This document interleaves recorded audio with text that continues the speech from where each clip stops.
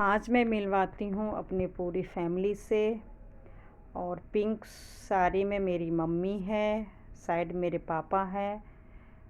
ये जिनका सालगिरह 25वीं सालगिरह है, आ, वो मेरी छोटी बहन है, मतलब मेरे से बड़ी बहन है, जिया जी हैं। और वाइट सूट में दीदी, बड़ी दीदी है। और बगल में अभी जिया जी हैं। और अब मैं आ गई। आज ये सारी ब्लॉग मतलब मैं सच बोलूँ तो सारी मतलब बहुत हो गए, शायद 1 डेढ़ साल से मैं साड़ी नहीं पहनी। और सब त्यौहार आना बाकी ही था। आप लोग को पता है कि मेरी नवरात्रि में ही हाथ टूट गई थी, तो जिसके कारण सारी तैयारी, मैं सारी उरी तैयारी करके तो रखी थी। दिवाली, छठ पूजा, करवा चौथ में साड़ी पहनूंगी। ब्लाउज वगैरह भी सिलवा ली थी, लेकिन मैं नहीं पहन पाई। और आज मैं पहनी हूँ और बता दी थी कि मैं आजकल मोटी क्यों हो रही हूँ। बहुत ज़्यादा मोटी हो गई। ब्लाउज बहुत मुश्किल से आए, लेकिन फिर भी मैंने सोचा कि आज मैं साड़ी पहनूंगी। वैसे मैं सूट वगैरह भी तैयार करके रख ली थी कि अगर ब्लाउज नहीं आ पाएगा तो मैं सूट ही पहनूंगी, लेकिन किसी तरह ब्लाउज आ गया तो मैं सोची क्यों ना पहन लूँ। वो मुझे लग रहा है कि मैं बहुत ज़्यादा सच में मोटी भी हो गई हूँ, और इस साड़ी में और ज़्यादा लगती भी हूँ। ये मेरी छोटी बेटी है, आप सभी को पता होगा, आकांक्षा, और पीहू नाम है मेरी इस छोटी बेटी के नाम से ही चैनल है। ये भी बस 1 हफ्ते बाद ही 3 साल की होने वाली है, और दीदी के घर में ही बर्थडे मनाऊंगी। और ये मेरा बड़ी दीदी के लड़का है, एक ही लड़का है। अब ये भी इतना बड़ा हो गया है कि मतलब जॉब करते हैं। अब इनकी भी शादी कुछ साल में होने वाली है, तो इन लोग के सामने मेरी छोटी बेटी बहुत छोटी है। मैं दोनों दीदी से बोलती हूँ तुम लोग का पोता पोती होगा, तो मेरा मतलब बेटा बेटी है। एक तो बेटी 20 साल की है, लेकिन छोटी तो अभी 3 साल की है। और शायद देखिए तीसरे नंबर भी भगवान ने चाहा तो बोला है 25वीं सालगिरह में गुड न्यूज़ दूंगी। तो दीदी की सालगिरह में गुड न्यूज़ कौन सा है वो गेस करके देखिएगा। बाकी तो खैर मैंने बता ही दिया है, लेकिन मैं क्यों अपने गुड न्यूज़ के बारे में बताती हूँ कि 42 साल की हो गई हूँ, फिर भी मुझे तीसरे बच्चे का क्यों इंतज़ार है। और आप लोग को भी लगता होगा, तो मैं बहुत जल्द शेयर करने वाली हूँ कि मुझे इतना जिज्ञासा क्यों है। और सच बोलूँ तो मैं अपनी मम्मी दीदी को भी नहीं बताई, किसी को नहीं बताई हूँ। लेकिन बहुत ज़्यादा उम्मीद है। वो क्यों उम्मीद है वो मैं ज़रूर आप लोग के साथ शेयर करूँगी। और ये मम्मी दीदी, हम लोग एक्चुअली 2-3 साल से सब मतलब मेरी वजह से कहिए या सब मतलब कुछ कारण से सब परेशान भी रहे। और वैसे तो खैर लॉकडाउन में हमारी फैमिली क्यों, बहुतों की फैमिली रिलेटिव्स सब परेशान रहे, एक दूसरे से दूर रहे, तो अपना कोई भी ओकेज़न साथ में नहीं मना पाए। और ये मेरी छोटी दीदी तो वैसे भी काफ़ी दूर में रहती थी, गुवाहाटी में, तो हम लोग का कोई भी ओकेज़न 25 साल में मनाना नहीं हुआ।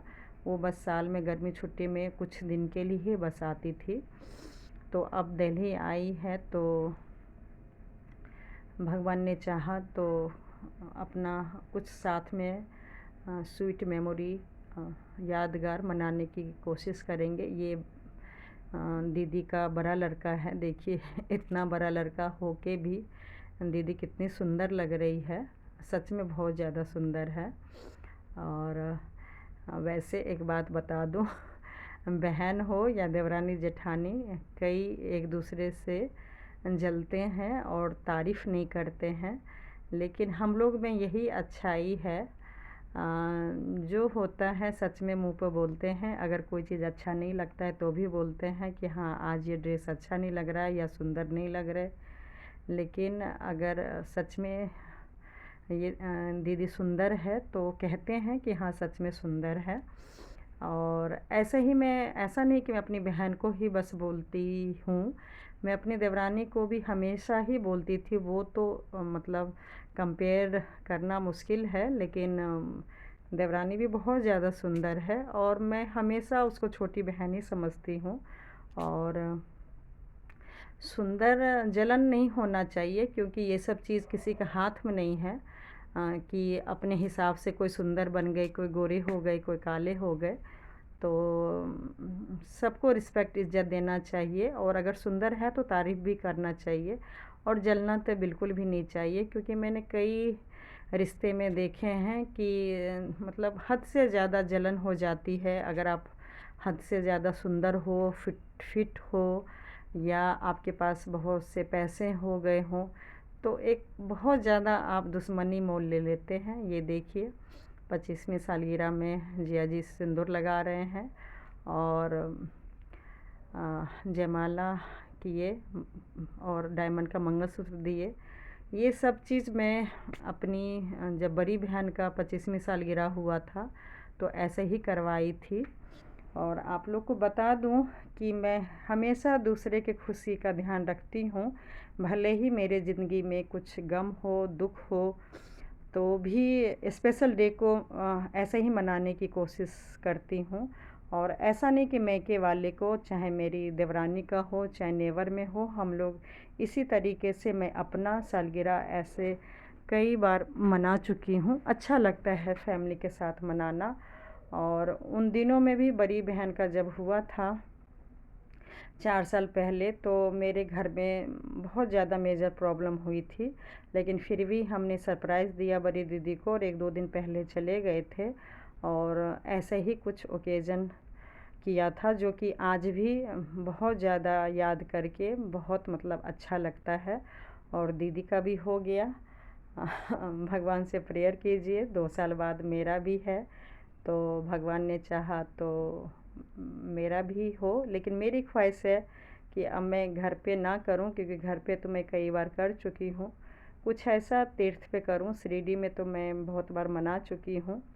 ऐसे ही कुछ यादगार बाहर, मेरे हस्बैंड को बहुत शौक़ है, तो देखिए बाहर कहाँ जाती हूँ और फैमिली मेम्बर कौन कौन जाते हैं, इतना लंबा क्या सोचना।